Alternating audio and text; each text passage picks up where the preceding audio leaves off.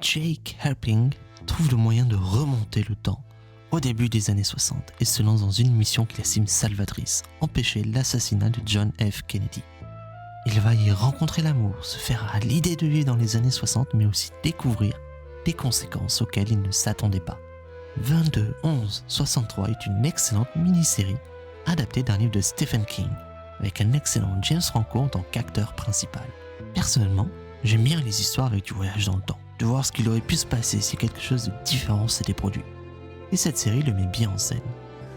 Jake est un personnage attachant, intéressant, et le casque tout entier l'est tout autant. Évidemment, je ne peux pas passer outre les décors et costumes qui sont tout simplement parfaits. C'est peut-être une des meilleures reproductions des années 60 que j'ai eu l'occasion de voir. Il y a certainement un aspect fantasmé, mais ça reste cohérent pour moi. De plus, il est clair que tout a été fait pour rester cohérent avec le roman. Stephen King est l'un des producteurs, et même si la fin met moins l'accent sur l'aspect post-apo du monde, ça reste cohérent avec l'idée de base. Car oui, le twist, c'est qu'empêcher la mort de Kennedy provoque des guerres. Et Jake retourne dans le présent pour voir les États-Unis en ruine. Un twist tout à fait super pour moi.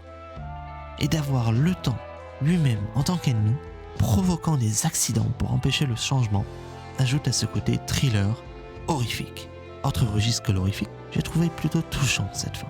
Bizarre du point de vue des personnages, mais touchante. Jake revient dans son présent, après avoir reset la timeline, et retrouve son amoureuse des années 60, maintenant à l'âge de 80 ans, et danse avec elle. Elle ne l'a jamais vue, ni d'Eve, ni d'Adam, mais pour Jake, c'est une super fin d'histoire.